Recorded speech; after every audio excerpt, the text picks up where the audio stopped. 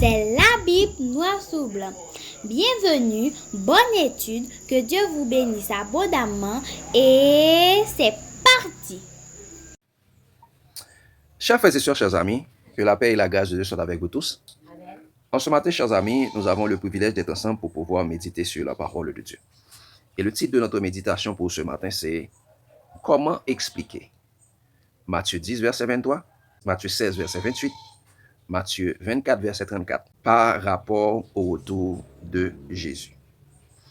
Comment expliquer Matthieu 10, verset 23, Matthieu 16, verset 28, Matthieu 24, verset 34, par rapport au retour de Jésus-Christ. Nous lisons les trois passages, chers amis, bien avant de prier. Matthieu 10, verset 23, il dit « Quand on vous persécutera dans une ville, fuyez dans une autre. Je vous le dis en vérité, vous n'aurez pas achevé de parcourir les villes d'Israël que le Fils de l'homme sera venu. » Matthieu 16, verset 28, il dit « Je vous le dis en vérité, quelques-uns de ceux qui sont ici ne mourront point qu'ils n'aient vu le Fils de l'homme venir dans son règne. » Et le troisième texte, Matthieu 24, verset 34, il dit « Je vous le dis en vérité, cette génération ne passera point que tout cela n'arrive. » Chers amis, comment expliquer Matthieu 10, verset 23, Matthieu 16, verset 28, Matthieu 24, verset 34, par rapport au retour de Jésus-Christ? Nous prions, chers amis. Tant de Père Céleste, en cet instant, nous allons méditer sur ta parole, que la sagesse d'en haut, ton Saint-Esprit vient nous imprégner pour nous conduire dans toute la vérité et qu'ainsi nous puissions apprendre, comprendre, appliquer et partager ta parole pour notre croissance spirituelle. En Jésus, nous t'en prions. Amen. Chers frères et sœurs, chers amis, depuis le temps des apôtres, après la destruction de Jérusalem, l'Église était envahie par des vains discoureurs, de faux docteurs, de faux prophètes et des antichrists. Ces ouvriers trompeurs sont des livrets que Satan a semés au milieu de l'Église. Ils sont venus avec des fables judaïques, des fables théologiques habilement conçues pour détourner l'oreille de la vérité, c'est-à-dire détourner l'oreille de Jésus-Christ, comme il est écrit dans 2 Timothée 4, verset 1 à 4 et Tite 1er, verset 1 à 16. L'une des fables judaïques et théologiques que les séducteurs ont inventées depuis le temps de Paul, après la destruction de Jérusalem, est celle-ci. Jésus-Christ est déjà venu depuis la destruction de Jérusalem. Malheureusement, des groupes de chrétiens se sont laissés séduire par ces enseignements hérétiques, des faux docteurs, des faux prédicateurs, des faux discoureurs, disant aussi que Jésus est déjà revenu depuis la destruction de Jérusalem en l'an 70. Pour que vous ne soyez pas emportés par ces fables théologiques et judaïques et répondre à cette question que nous avions reçue, qui dit « Bonsoir, s'il vous plaît, que pensez-vous de la fin du monde? Est-ce que cette fin du monde prophétisée par Jésus-Christ concernait uniquement Israël ou les nations? Si ça concernait les nations, comment expliquer Matthieu 16, verset 28 et Matthieu 10, verset 23? Donc, nous allons faire cette étude. Comment expliquer Matthieu 10, verset 23, Matthieu 16, verset 28 et Matthieu 24, verset 34 par rapport au retour de Jésus-Christ. Chers amis, dans leur égarement et leur aveuglement religieux, les faux docteurs rabbiniques et les faux prophètes évangéliques et leurs disciples ont tordu le sens de 3 versets bibliques par ruse et séduction. Et ces 3 versets, c'est Matthieu 10, verset 23, Matthieu 16, verset 28 et Matthieu 24, verset 34. Et on prit des fables judaïques et théologiques pour faire asseoir leurs mensonges démoniaques habilement conçus, disant que Jésus est déjà revenu depuis l'an 70 à la destruction de Jérusalem. Et mes chers amis, nous allons exposer ces mensonges, ces falsifications au grand jour une fois pour toutes. Donc, et si Jésus était déjà revenu? Voilà ce que Jésus dit de sa propre bouche. Il annonce à ses disciples son retour. Lisons ensemble, les amis. Matthieu 10, 23. Quand on vous persécutera dans une ville, fuyez dans une autre. Je vous le dis en vérité, vous n'aurez pas achevé de parcourir les villes, je soulignais. Il n'a pas dit les villes de Montréal. Il n'a pas dit les villes de Berne. Il n'a pas dit les villes du Luxembourg. Il n'a pas dit les villes du Gosier. Il a dit les villes d'Israël, que le Fils de l'homme sera revenu. Juste ça. Quelqu'un qui étudie doit savoir que la Bible n'a pas été écrite en nous, premièrement, et le livre de Matthieu est le livre qui a été écrit en hébreu avant d'être traduit en grec. Donc, la cible principale, le premier lecteur n'était pas vous et moi assis chez nous. Comme on dit en italien, capisce? Est-ce que vous avez compris, les amis? Parce que c'est très important. Le second verset, Matthieu 16, verset 28. Je vous le dis en vérité, quelques-uns de ceux qui sont ici ne mourront point, qui n'aient vu le Fils de l'homme venir dans son règne. Je vous pose la question simple. Les disciples avaient donc déjà en tête que Jésus reviendrait de leur vivant. Mais ils ne savaient pas quand exactement. Quand Jésus n'est pas connaître l'heure, ce n'est pas que Jésus il ne dit, c'est pas vous de connaître le temps, l'heure, mais il savait que Jésus devait venir dans leur vivant. C'est une chose que vous et moi devons d'abord comprendre. Je vous donne un exemple. Une femme qui est enceinte, est-ce que vous savez qu'elle va accoucher dans 9 mois? Oui, on est d'accord, mais vous ne connaissez pas le jour exact. C'est exactement comme ça les prophéties de la fin, ce qu'on appelle, les chrétiens disent fin de temps, qui n'est pas la fin de temps, qui est la fin de l'âge ou fin d'une ère. Les prophéties, on savait que les 70 ans, les prophéties qu'on voit dans la Bible, c'était un moment, mais on ne connaît pas le jour du déclenchement. Voilà ce que Jésus veut qu'ils comprennent. Mais ils disent, donc les disciples savaient que Jésus devait venir.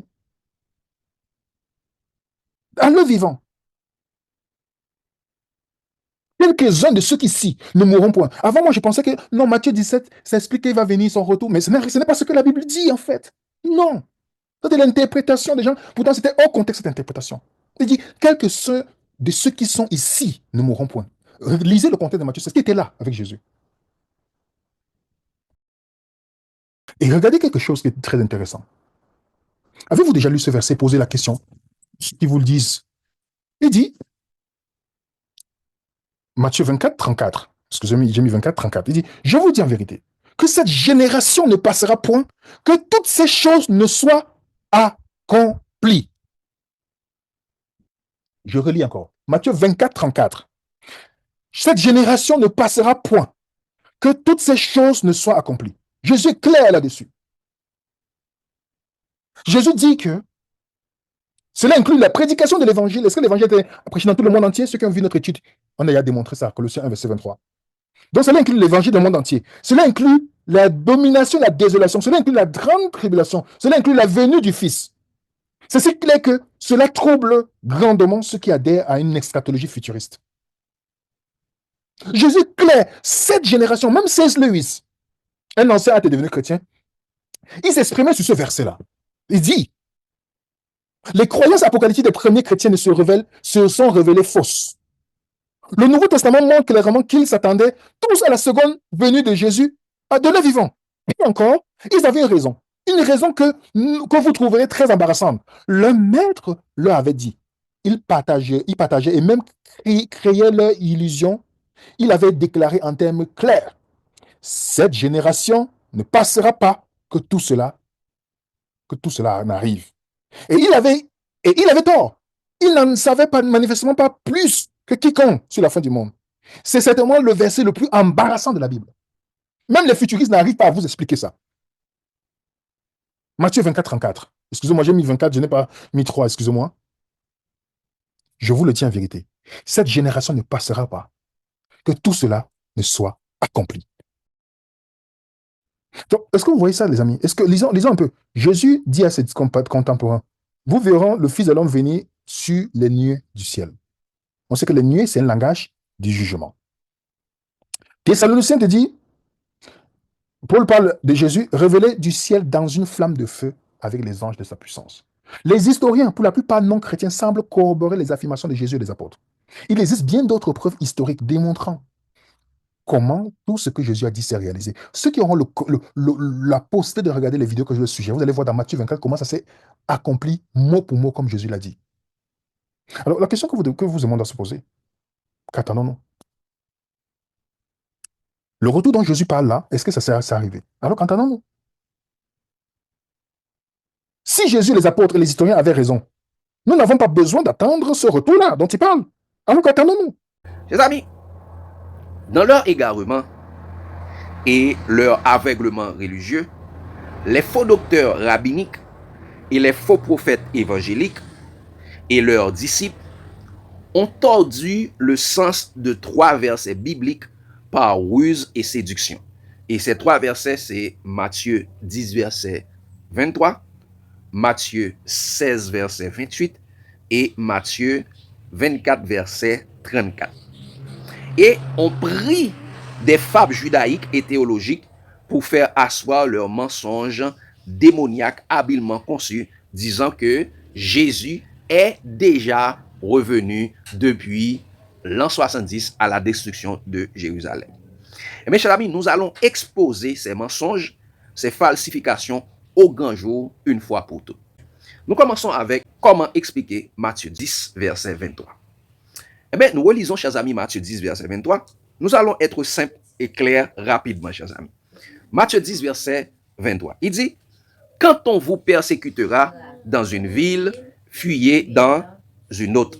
Je vous le dis en vérité, vous n'aurez pas achevé de parcourir les villes d'Israël que le Fils de l'homme sera venu. » Chers amis, pour ceux qui disent que ce verset parle du retour de Jésus-Christ, sont de mauvaise foi et égarés par la théologie et par les traditions rabbiniques.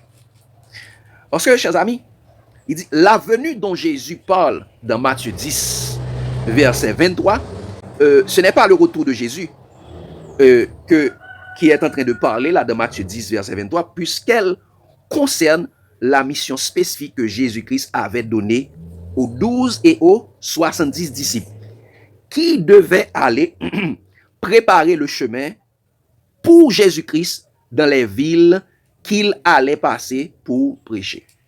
Parce que regardez, chers amis, le début de Matthieu 10. Regardez le verset 1er et le verset 5 à 7. Regardez ce qu'il dit. Matthieu 10, verset 1er et verset 5 à 7. Qu'est-ce qu'il a dit? Il dit ça. Puis, ayant appelé les 12 disciples, il leur donna le pouvoir de chasser les esprits impurs et de guérir toute maladie et toute infirmité. Et verset 5-7, ils ont ça. Tels sont les 12 que Jésus envoya après leur avoir donné des instructions suivantes. N'allez pas vers les païens et n'entrez pas dans les villes des Samaritains. Allez plutôt vers les brebis perdues de la maison d'Israël. Allez prêcher et dites, le royaume des cieux est proche. Si nous regardons là, chers amis, il y a une mission spécifique que Jésus avait confiée aux 12 dans Matthieu 10. Ce n'est pas comme Matthieu 28. Matthieu 27, il dit, allez, faites de toutes les nations des disciples, les baptisant au nom du Père, du Fils et du Saint-Esprit. Ou bien dans Acte 1er, le verset 8, dit ça, mais vous recevez une puissance, le Saint-Esprit survenant sur vous, et vous serez mes témoins à Jérusalem, dans la Judée, dans la Samarie, jusqu'aux extrémités de la terre. Là, Jésus dit, n'allez pas vers les païens et n'entrez pas dans la ville des Samaritains. Allez plutôt vers les brebis perdues de la maison d'Israël. Donc, les villes que les disciples devaient aller, ces 12, c'était dans les villes de Jérusalem. Et quand nous faisons l'harmonie des évangiles, quand nous regardons un autre témoin par rapport à ce même événement, par rapport à cette même mission, allons dans Luc 9, versets 1 à 5. Parce que généralement, si pour Matthieu se concentre seulement sur les 12, Jésus a confié cette mission à 2 catégories de personnes.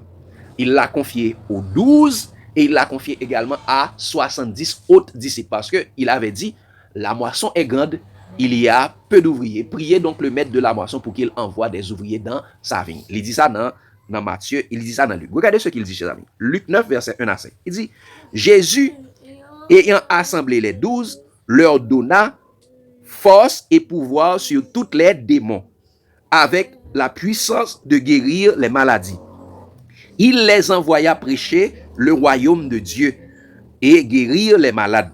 Il dit, ne prenez rien pour le voyage, leur dit-il, ni bâton, ni sac, ni pain, ni argent, et n'ayez pas de tunique. Dans quelque maison que vous entriez, restez-y, et c'est de là que vous partirez. Et si les gens ne vous reçoivent pas, sortez de cette ville et secouez la poussière de vos pieds en témoignage contre eux. Et voilà, ça, encore une fois, c'est la même mission. Et regardez dans le verset, dans chapitre 10, Luc 10, verset 1er, regardez ce qu'il dit. Après avoir envoyé les 12, Jésus va choisir encore 70 autres. Qu'est-ce qu'il a dit? Il dit ça? Après cela, donc après avoir envoyé les 12 et leur donna les instructions claires, il dit, après cela, le Seigneur désigna encore 70 autres disciples et il les envoya deux à deux, devant lui dans toutes les villes et dans tous les lieux où lui-même devait aller. C'est ça? Dans toutes les villes et dans tous les lieux que lui-même devait aller. Donc Jésus les envoya dans les villes qu'il devait aller lui-même. Il envoya les 10 et les 12 et il envoya les 70. Donc étant donné que les 12 et les 70 disciples allaient au-devant de Jésus pour préparer le chemin dans toutes les villes et dans tous les lieux que Jésus lui-même devait aller, selon Matthieu 10, verset 1 à 7, Luc 9, verset 1 à 5, et Luc 10, verset 1 à 2, après les avoir donné ces prescriptions, il leur fit cette promesse dans Matthieu 10, verset 23. Matthieu 10, verset 23 concernait la mission que Jésus-Christ avait confiée aux 12 et aux 70. Et voici la promesse, encore une fois, qu'il leur fait. Il leur dit, Matthieu 10, verset 23, « Quand on vous persécutera dans une ville, fuyez dans une autre. Je vous le dis en vérité, vous n'aurez pas achevé de parcourir les villes d'Israël que le Fils de l'homme sera venu. » Donc, chers amis, par rapport à cet événement spécifique, lorsque Jésus disait aux 12 et aux 70, vous n'aurez pas achevé de parcourir les villes d'Israël que le Fils de l'homme sera venu, cela veut dire que, je vous le dis en vérité, vous n'aurez pas achevé de parcourir toutes les villes d'Israël que le Fils de l'homme sera venu vers vous, sera venu vous retrouver. Le Fils de l'homme vous rejoindra lui-même parce que les disciples étaient allés là où Jésus devait aller. Donc cela n'a rien à voir avec le retour en gloire de Jésus. Lorsque Jésus dit le Fils de l'homme sera venu, vous n'aurez pas achevé de parcourir toutes les villes d'Israël, cela n'a rien à voir avec le retour en gloire de Jésus. Donc c'est parce que Jésus envoyait les disciples d'aller dans les villes qu'il devait lui-même aller, eh bien, quand il voyait au devant, eh bien, il dit, ok, l'arrivée, ou pas fini, m'a bien arrivé joindre nous. Exemple, Jésus faisait cela lorsque Jésus était prêché avec la foule. Jésus était monté sur la montagne pour prier et il avait envoyé les disciples d'aller en avant dans la barque. Et pendant que les disciples étaient au milieu du Jourdain ou bien de la mer, sur la barque, eh bien, ils voyaient Jésus arriver, marcher sur l'eau, marcher sur les eaux. Ils pensaient que c'était un fantôme. Et Jésus dit, rassurez-vous, c'est moi. Jésus est venu vers eux. Quand Jésus dit, vous n'aurez pas à parcourir toutes les villes d'Israël que le Fils de l'homme sera venu, donc le Fils de l'homme vous rejoindra. Donc cela, Matthieu 10, verset 23, n'a rien à voir avec le retour de Jésus.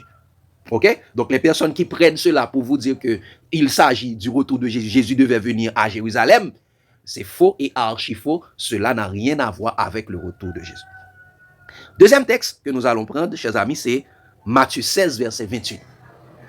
Comment expliquer Matthieu 16, verset 28? Nous sommes dans Matthieu 16, verset 28.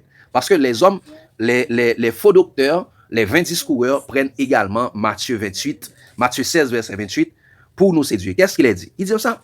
Je vous le dis en vérité. quelques-uns de ceux qui sont ici ne mourront point qu'ils n'aient vu le Fils de l'homme venir dans son règne. Encore une fois, chers amis, malheureusement, les 20 discoureurs sont malhonnêtes, méchants et de mauvaise foi dans la falsification de la parole de Dieu. Par l'esprit séducteur de l'Antichrist, ils isolent ce seul verset de Matthieu 16, verset 28, afin de mieux égarer beaucoup de gens loin de la vérité biblique telle qu'elle est révélée en Jésus-Christ. Donc, nous allons prendre les 4 témoins bibliques rapportant ce même promesse prophétique en rapport avec son événement sur la montagne de la transfiguration pour voir que ceci était une promesse spécifique qui est accomplie en son temps et ceci n'a rien encore à voir avec le retour en gloire de Jésus-Christ au dernier jour. Regardez, chers amis, selon Matthieu, selon l'évangile, dans l'évangile selon Matthieu, Matthieu 16, verset 28. Et mes chers amis, avant, la Bible n'avait pas de chapitre ou de verset. Lors de sa rédaction originale, par différents écrivains inspirés, c'était un ensemble comme une lettre. La suite de Matthieu 28, de Matthieu 16, verset 28, se trouve dans Matthieu 17. Quand il a dit ça, je vous le dis en vérité, quelques-uns de ceux qui sont ici ne mourront point qu'ils n'aient vu le Fils de l'homme venir dans son règne. Eh bien, la suite est exactement dans Matthieu 17. Parce que les falsificateurs isolent ce verset, le prend dans un seul passage, et ils utilisent une technique habile parce que c'est le dernier verset de Matthieu 16. Ils vont dire, ça parle exactement du retour de Jésus. Mais regardez de quoi il en parle, chers amis. Matthieu 17, 6 jours après, Jésus prit avec lui Pierre, Jacques et Jean, son frère. Et il les conduisit à l'écart sur une haute montagne. Parce que Jésus avait fait la promesse, quelques-uns de ceux qui sont ici. Donc la promesse a été faite aux 12. Mais il dit, parmi les 12, quelques-uns de ceux qui sont ici ne mourront point. Qu'il n'ait vu le royaume, qu'il n'ait vu le Fils de l'homme venir dans son règne. Donc ça veut dire, Jésus va venir sur les disciples, sur les 12. Et pendant quelques-uns des 12 seront encore en vie, Jésus va venir. Mais regardez de quoi Jésus parle. Et c'est pourquoi Jésus prit avec lui quelques-uns. Il a pris Pierre, Jacques et Jean, son frère, et les conduisit à l'écart sur une haute montagne. Il dit, il fut transfiguré devant eux, son visage resplendit comme le soleil, et ses vêtements devinrent blancs comme la lumière. Et voici Moïse et Élie leur apparut, s'entretenant avec lui. Pierre, prenant la parole, dit à Jésus, Seigneur, il est bon que nous soyons ici. Si tu le veux, je dresserai ici 3 tentes, une pour toi, une pour Moïse et une pour Élie. Comme il parlait encore, une nuée lumineuse les couvrit. Et voici, une voix fit entendre de la nuée ces paroles, celui-ci est mon fils bien-aimé, en qui j'ai mis toute mon affection, écoutez-le. Donc, chers amis, cette promesse que Jésus avait faite à ses disciples fut accomplie 6 jours après. Il dit 6 jours après, Jésus prit avec lui Pierre, Jacques et Jean, son frère. Il les conduisit à l'écart sur une haute montagne. Donc, comme il l'a promis, il a pris quelques-uns, 3 de ses disciples, pour les conduire sur la montagne. Et à noter, chers amis, on n'a pas donné le nom de la montagne, mais on dit c'est sur une haute montagne. Cela traduit quoi sur une haute montagne? Regardez cela, chers amis. Sur une haute montagne, cela traduit quoi? Allons dans Apocalypse 21, verset 9-10. Apocalypse 21 pour voir à quoi fait référence la haute montagne. Il dit, puis un des 7 anges qui tenait les 7 coupes remplies des 7 derniers fléaux vint et il m'adressa la parole en disant, viens, je te montrerai l'épouse, la femme de l'agneau. L'épouse de la femme de l'agneau, c'est quoi? C'est qui? C'est l'église. Et où ça, il va le montrer, l'épouse et la femme de l'agneau? Regardez ce qu'il dit. Verset 10, et il me transporta en esprit sur une grande et haute montagne. C'est ça? Sur une grande et haute montagne, et il me montra la ville sainte, la Jérusalem, qui descendait du ciel d'auprès de Dieu, ayant la gloire de Dieu. Qui ça? La haute montagne symbolisait, c'est là, c'est dans le ciel d'auprès de Dieu. Donc, lorsque Jésus transportait les disciples sur la route, sur une grande haute montagne, il les a transportés dans le ciel. Jésus était monté dans le ciel avec ses disciples. Et regardez ce qu'il dit ça. Il dit ça. Il fut transfiguré devant eux, son visage resplendissait comme le soleil et ses vêtements devinrent blancs comme la lumière. Ses vêtements. Donc, ils avaient tous la gloire de Dieu. Et il dit, Moïse, et voici Moïse et Élie leur apparut s'entretenant avec lui. Mes chers amis, où se trouvent Élie et Moïse selon la Bible? Élie était monté vivant dans le ciel. Et Moïse lui-même était, l'Éternel était venu disputer le corps de Moïse. Il a ressuscité Moïse, il est monté avec Moïse. Donc, j'ai quelque chose à me dire. Pendant que tu cherches, je continue. Je suis d'accord.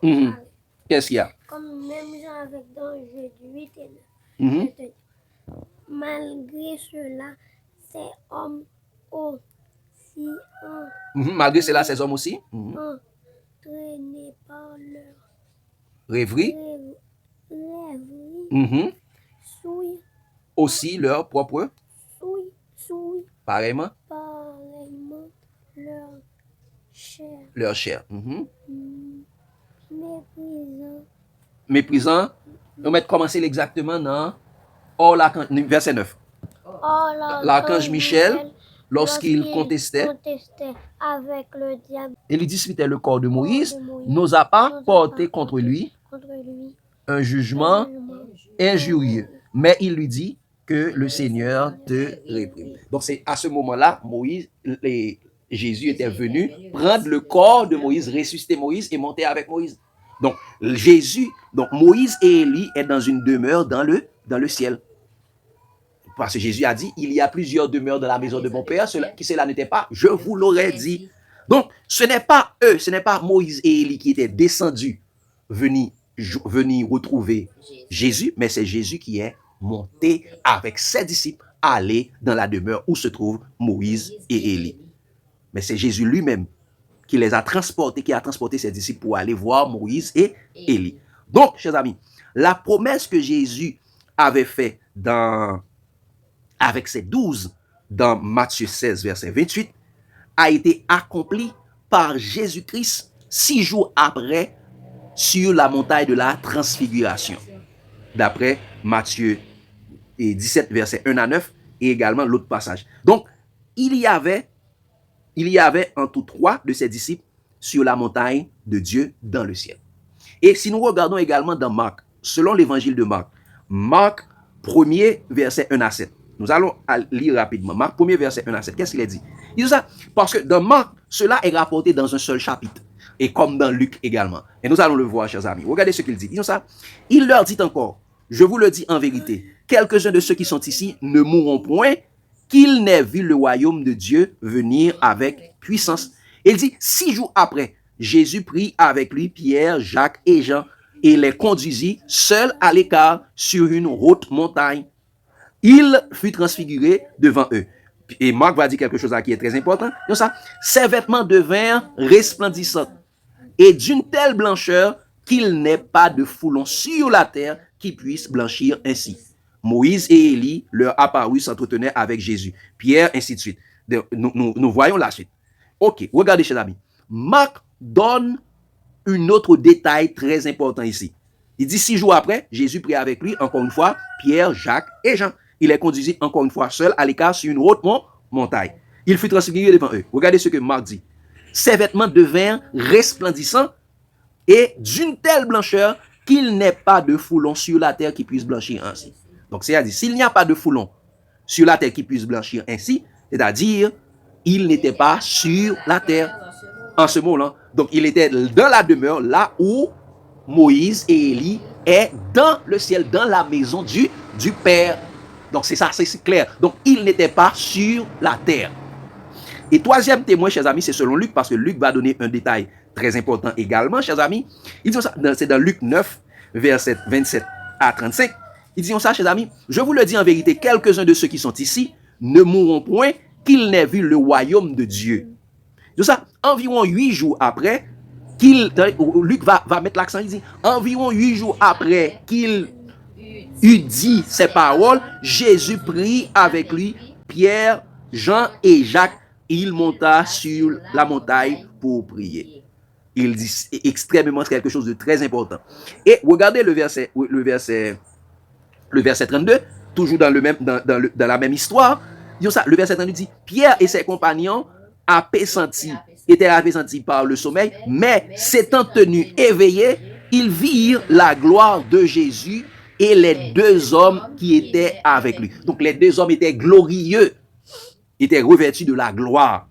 Et regardez au verset 34, qu'est-ce qu'il est dit encore une fois, toujours dans le même passage, ils ont ça, comme il parlait ainsi, une nuée vint les couvrir et les disciples furent saisis de frayeur en les voyant entrer dans la nuée. Ces hommes étaient entrés dans la nuée.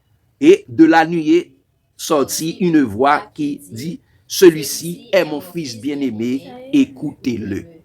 Donc c'est la même chose qu'il est en train de dire là. Donc il dit, environ 8 jours après, Jésus prit avec lui Pierre, Jean et Jacques.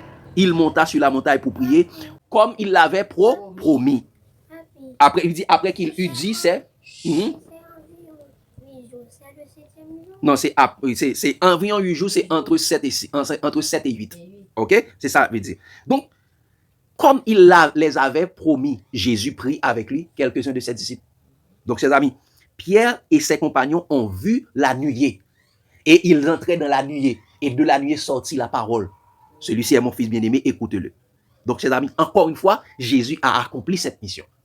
Jésus a accompli la promesse qu'il avait faite avec ses disciples. Quelques-uns de ceux qui sont ici ne mourront point qu'ils n'aient vu le royaume de Dieu venir avec puissance et une grande gloire. Mais regardez cela pour conclure avec Pierre, chers amis. Selon les écrits de Pierre, dans 2 Pierre 1er, versets 16 à 18, nous allons regarder, chers amis, cela. Parce que Pierre fait partie de ceux qui étaient sur la montagne. Regardez ce que l'apôtre Pierre va dire.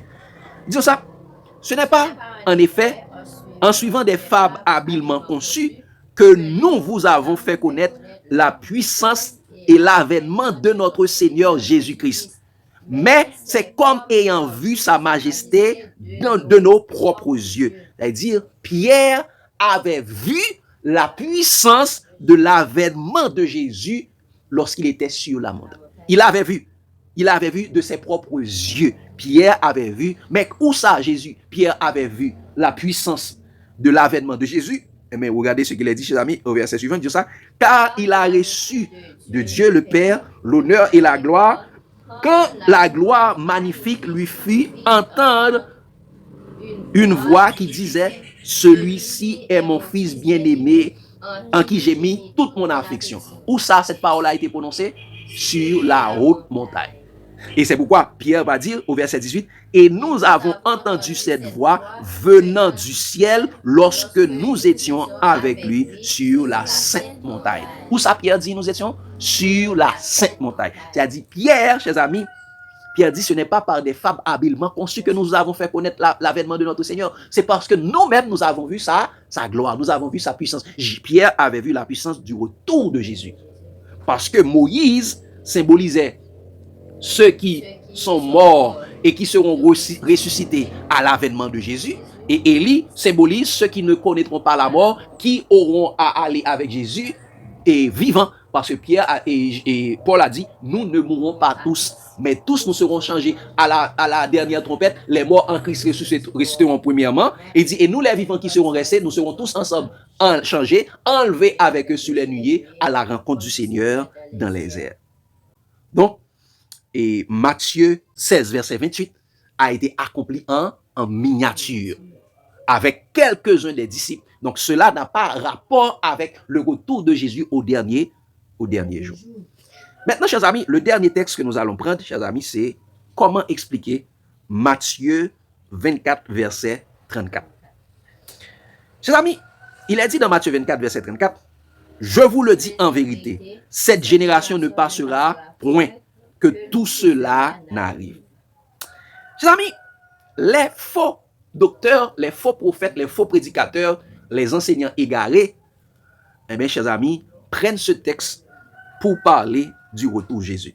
Il dit, quand Jésus dit, je vous le dis en vérité, cette génération ne passera point que tout cela n'arrive, les falsificateurs, les séducteurs égarés veulent nous faire croire que cela traduit le retour de Jésus-Christ. Mais c'est faux et archi faux. Nous allons regarder, chers amis. Le verset ne dit pas, je vous le dis en vérité, cette génération ne passera point que je reviendrai. Mais qu'est-ce qu'il dit, chers amis? Il est dit très clairement, je vous le dis en vérité, cette génération ne passera point que tout cela n'arrive. Donc, chers amis, l'accent est mis sur cela ou sur tout cela. Cette génération ne passera point que tout cela ou bien cela n'arrive. Que veut dire cela, chers amis? Que veut dire cela? Quelque chose qu'on a dit avant. C'est quelque chose qu'on a dit avant. Mais chers amis, cela c'est un pronom, Dorali, cela c'est un pronom démonstratif. Cela veut dire, ce qu'a dit, cette chose-là, par opposition à chose-ci. Notre usage, c'est un pronom démonstratif neutre, permettant de remplacer un objet distant. Okay? Cela permet de remplacer un objet distant ou un être vivant dont on ignore la nature. En revanche, à l'inverse du pronom ceci, il ne remplace jamais une personne. Quand on parle de cela, cela ne remplace jamais une personne. Que tout cela n'arrive, donc cela n'a pas rapport avec une personne. Mais c'est un objet éloigné quand on parle de cela.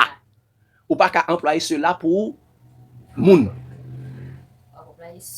Celui-là. Ou qu'à dire celui. Ou pas qu'à dire cela pour moun. Ok? Donc, si déjà nous avons une définition cela de façon grammaticale, eh bien, quand Jésus dit ça, et cette génération ne passera point que tout cela n'arrive, cela n'a pas qu'à un rapport avec une personne, le retour de Jésus. Cela ne peut pas avoir de référence avec avec Jésus lui-même. Eh bien, chers amis, quand Jésus dit, je vous le dis en vérité, je vous le dis en vérité, cette génération ne passera point que tout cela n'arrive, cela fait référence avec quelque chose qu'ils avaient déjà pointé ou démontré auparavant. Regardez de quoi s'agit-il, chers amis. De quoi s'agit-il? Eh bien, allons dans Matthieu 24, verset 1-2. Matthieu 24, verset 1-2, pour regarder de quoi s'agit-il. Matthieu 24, verset 1-2. Il dit ça. Comme Jésus s'en allait au sortir du temple, ses disciples s'approchèrent de lui pour lui faire remarquer les constructions. Ok? Vous faire remarquer de quelle construction? La construction du temple. Jésus s'éloignait, les disciples, il était sur la montagne, il s'éloignait, les disciples voulaient lui faire remarquer la construction du temple. Regardez la réponse de Jésus, en rapport avec le même tout cela. Regardez ce qu'il dit. Mais il leur dit, voyez-vous tout cela? Voyez-vous qui ça? Voyez-vous tout cela?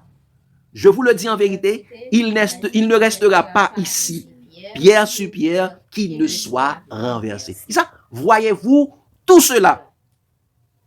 Tout cela fait référence à quoi? Voyez-vous tout cela? Au temple et à sa construction. Donc, tout cela, ou bien cela fait référence au temple de Jérusalem et sa construction qui devait être détruit sans qu'il n'en reste pierre sur pierre qui ne soit renversé. Donc, c'est pourquoi, regardez, la question des disciples et comportant le même cela, ouais, la question des disciples comportant également le même cela, toujours en référence avec la destruction du temple de Jérusalem. Verset 3. Donc ça, il s'assit sur la montagne des Oliviers et les disciples vinrent en particulier lui faire cette question. Dis-nous, quand cela arrivera-t-il et quel sera le signe de ton avènement et de la fin du monde? Dis-nous, quand cela arrivera-t-il? Quel cela encore? La destruction, en parlant du temple. Parce que Jésus avait dit, voyez-vous tout cela? Il ne restera pas ici, pierre sur pierre, qui ne soit renversé. Et c'est pourquoi il dit comme ça, dis-nous quand cela arrivera-t-il. Donc, cela, ça veut dire, dis-nous quand la destruction du temple arrivera-t-il. Donc, chers amis, prenez garde que les hommes animés de l'esprit de l'Antichrist ne vous séduisent. Ne vous séduisent, chers amis. Et regardez, retournons dans Matthieu 24. Lisons également maintenant, chers amis, dans versets 33 et 35. Regardez ce qu'il dit. Nous n'allons pas seulement lire le verset 34. Regardez ce qu'il dit. De même, quand vous verrez, Jésus parlait, de même, quand vous verrez toutes ces choses, sachez que le Fils de l'homme est proche et est à la porte. Ça, quand vous verrez toutes ces choses, c'est une comparaison. Quand vous verrez toutes ces choses, sachez. Donc, ce sont les choses qui doivent arriver avant le retour de Jésus. Et c'est pourquoi il dit ça. Je vous le dis en vérité, cette génération ne passera point que tout cela n'arrive. Il dit, le ciel et la terre passeront, mais mes paroles ne passeront point. Et c'est pourquoi, chers amis, quand il dit toutes ces choses, eh bien, quand Jésus dit, je vous le dis en vérité, cette génération ne passera point, que tout cela n'arrive, il parle de la construction du temple de Jérusalem qui devait être détruit, démoli, sans qu'il n'en reste pierre sur pierre qui ne soit renversé. Et cela, quand est-ce que cela doit arriver? Cela doit arriver sur cette génération. Sur la génération. Donc, Jésus dit, je vous le dis en vérité, cette génération ne passera point. Que tout cela n'arrive, cela veut dire que la génération méchante et adultère, la génération incrédule qui l'avait rejeté, ne passera pas que la destruction du temple de Jérusalem ne soit arrivée. Contrairement aux fables judaïques des antichrists, rabbins de la synagogue de Satan, et contrairement aux fables théologiques des antichrists du christianisme sans Christ, Matthieu 24, verset 34, n'a rien à voir ou bien ne fait pas référence avec le retour de Jésus-Christ, mais plutôt avec la destruction du temple de Jérusalem. Je vous le dis en vérité, cette génération ne passera point que tout cela n'arrive, c'est-à-dire que le temple sera détruit. Parce qu'il est dit, voyez-vous tout cela, il ne restera pas ici pierre sur pierre qui ne soit renversé. Donc, chers amis, pensez pourquoi? Pour ce qu'il s'agit du retour de Jésus, du retour en gloire de Jésus, Jésus parle tout de suite après. Et dans Matthieu 24, tout de suite après, il va parler du retour de Jésus. C'est parce que ce qu'il avait dit en l'air n'avait pas rapport avec son retour. C'est pourquoi il dit ça, à partir du verset 36, il dit ça. Pour ce qui est du jour et de l'heure, personne ne le sait. Ni les anges dans les cieux, ni le Fils de l'homme, ni le Fils, mais le Père seul. Ce qui arrivera du temps de Noé arrivera de même à l'avènement du Fils de l'homme. Donc là, Jésus est en train de parler de son retour, parce que ce qui était en l'air concernait la destruction du temple, et après, Jésus est en train de parler de son retour. Parce que les disciples lui ont dit, et quel sera le signe de ton avènement? Exactement, parce que la question des disciples avait environ près de 3 volets.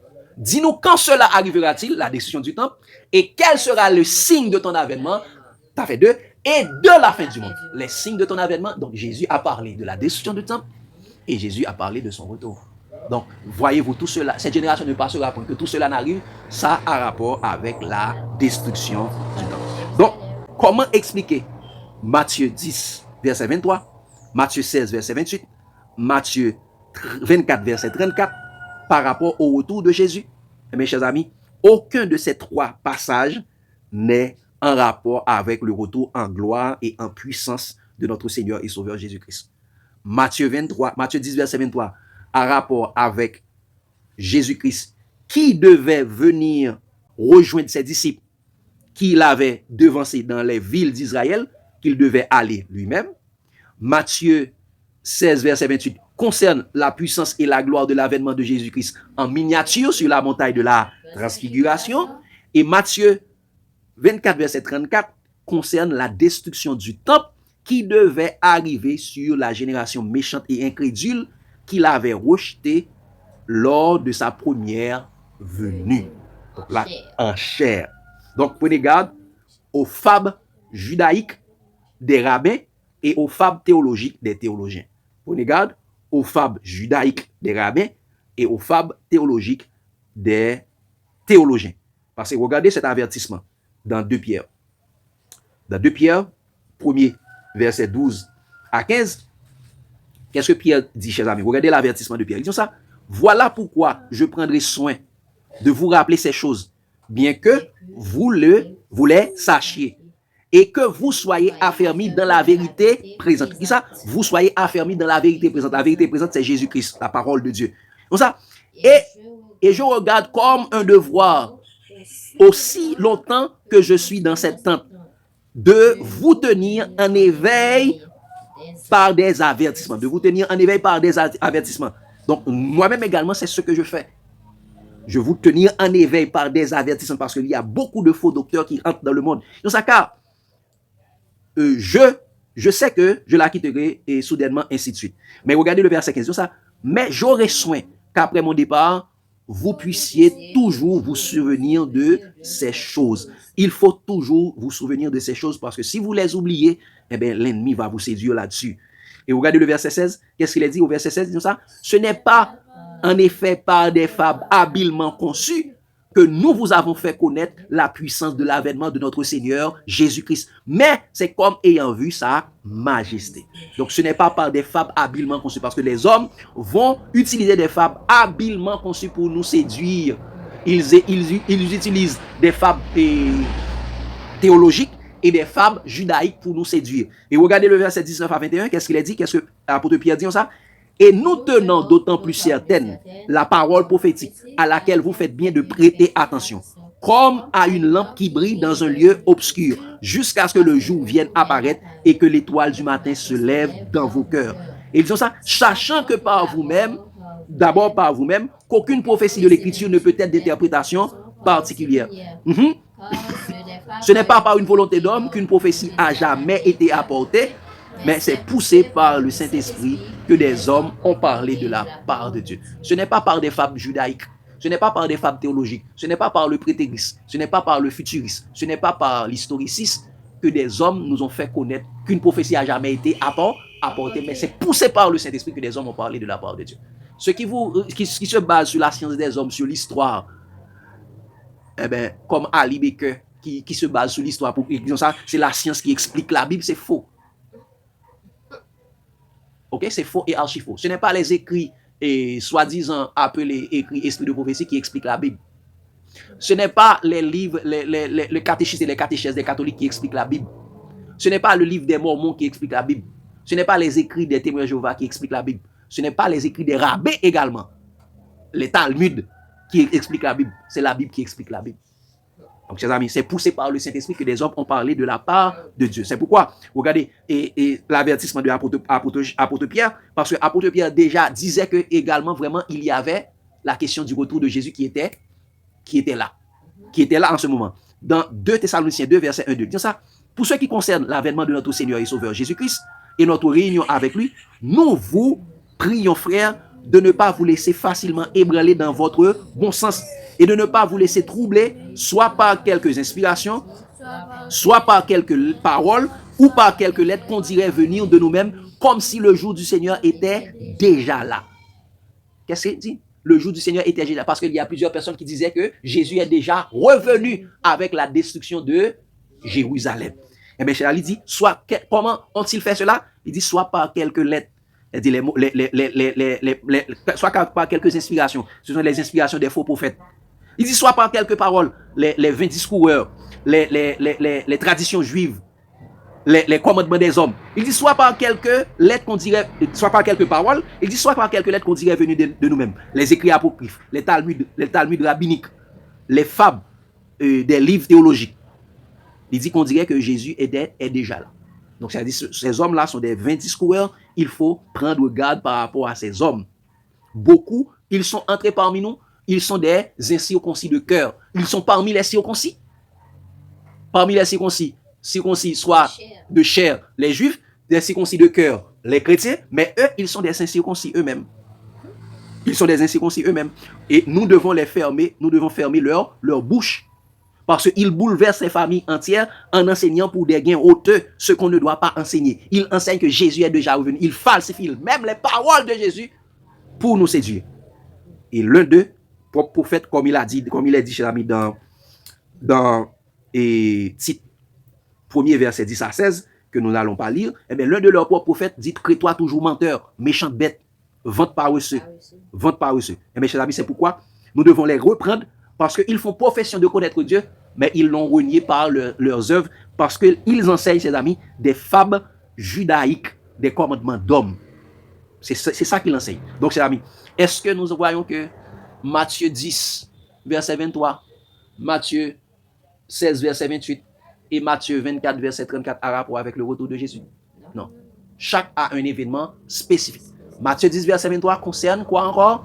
Jésus qui devait aller dans les villes. Jésus avait envoyé les disciples marchaient devant lui. Et disant ça, mais devant c'est moi, vous n'allez pas parcourir toutes les villes, que le Fils de l'homme sera venu vous rejoindre. Matthieu 16, verset 28, Jésus est revenu. Et ça concernait le retour de Jésus. Et cela est accompli exactement sur la montagne de la transfiguration. Et dans Matthieu 24, verset 34, quand ils disent ça, je vous le dis en vérité, cette génération ne passera point avant que tout cela n'arrive. Tout cela a rapport avec la destruction du temple de Jérusalem. Donc, chers amis, c'est ça. Est-ce que vous avez des questions, des lumières et des suggestions? Est-ce que tout bagaille ça est clair pour nous chaque? C'est ça? C'est clair? Eh bien, chers amis, prenez garde que Père, pas oublier bagaille ça ou non? Ne les oublie pas pour pas quitter personne monde séduit nous par un cap dit nous qui prend texte ça qui vous dit nous Jésus qui est en retourné. Prenez garde avec tout faux docteur, tout faux prophète, tout antichrist, tout le monde qui est animé par l'esprit de l'erreur, l'esprit de l'antichrist qui veut séduire nous avec bagaille ça. OK? Que Dieu bénisse abondamment, chers amis. L'amour de Christ nous presse. Amen.